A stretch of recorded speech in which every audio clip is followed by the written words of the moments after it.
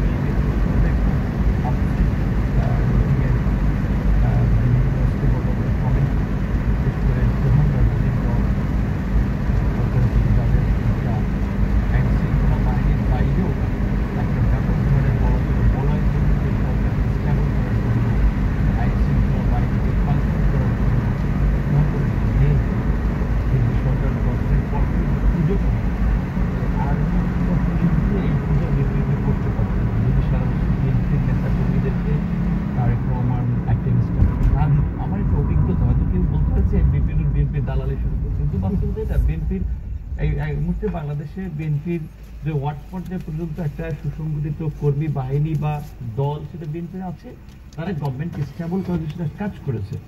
BNP আমরা সবাই support দিয়েছি। আজকের মিটিং এর আগে এজেন্ডাটা আমরা মিডিয়ার মাধ্যমে কিংবা বিভিন্নভাবে আমরা জেনেছি যে বিএনপি একটা রোড ম্যাপ চায়। কারণ আমি ক্ষমতায় ছিলাম না, আমি এমপিও ছিলাম না, শামা এমপি ছিলেন আপনার, যারা বড় একটু দল অনেক এক্সপিরিয়েন্স আছে। তো দেশ বিদেশে কি কি কুকিং হচ্ছে বিহাইন্ড দ্য সিন, পর্দার আড়ালে কিংবা নতুন নতুন মেরুকরণ, আমার তো বিএনপির কাছে ভালো ইনফরমেশন আছে। তো বিএনপি মনে করতেছে যে ইলেকশন নিয়ে কিছু কুকিং হচ্ছে বিহাইন্ড দ্য সিন। তো ইলেকশন একটা সুস্পষ্ট রোড ম্যাপ চিফ অ্যাডভাইজারের কাছ থেকে তারা চায়, সেটা নিয়ে মূলত তারা আজকে আলোচনায় গিয়েছিল। সেখানে বিএনপির মহাসচিব এখন সোশ্যাল মিডিয়াতে এখন অনেক কথা বলতে পারবে, কিন্তু এই বুড়ো লোকের যে বেনিফিশন 7-8 বছর, আমার মতো দেখতে গেলে যে বিপি 28 বছর পরে 7-8 বছরের লড়াই সংগ্রামের একটা আইকনিক লোক ছিলাম, নিজের ঢোল নিজে ফিরেই হচ্ছে। কারণ কি কেউ বলছে না মিডিয়া ওই আগে আওয়ামী লীগ করেছে, এখন আবার নতুন যারা আইছে এখন তাদের মুক্তিযুদ্ধের একটা ইতিহাস, যেমন আওয়ামী করুন এখন আবার একটা নতুন মেরুকরণ হচ্ছে, সেটা কিছু বলতে হচ্ছে। এই কারণে তারপর আমরা মির্জা ফখরুল ইসলাম আলমগীরের রাজনৈতিক মুভমেন্ট, রাজনীতি একটা নতুন শেপ দিয়েছিল বা তার এই বিষয়ে আমরা আন্দোলন করেছিলাম।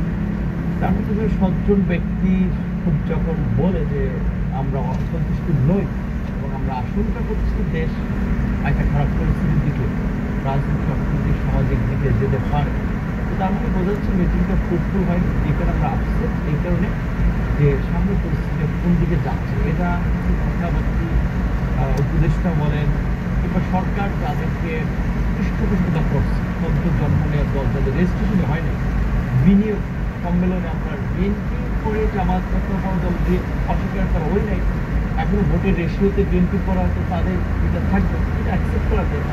নতুন দল জেলায় কমিট করছে, উপজেলায় কমিট করছে, রেজিস্ট্রেশন তো দূরের কথা, বিনিয়োগ সম্মেলনে থার্ড পার্টি হিসেবে তারা আপনার ওখানে ইনভাইট করছে। ঠিক আছে, যেহেতু গভর্নমেন্ট সিম্পাথি করে গভর্নমেন্ট কিছু করবো না, আমার আজকে মার্কিন এই প্রতিনিধি হিসেবে বিএনপি জমাতে করে তারা তাদেরকে ওইভাবে দেখানো হচ্ছে।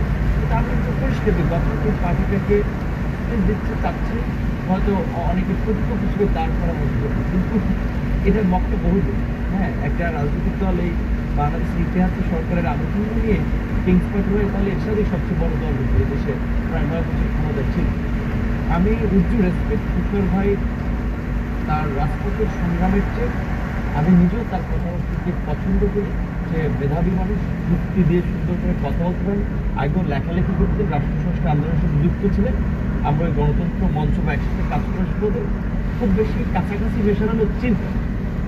কিন্তু তুষার ভাই যেটা বা আমি বিশেষ করে এনসিপির মধ্যে তুষার ভাই, জামিন, আরও 4-5 জন যারা খুব ভোকাল কথাবার্তা বলে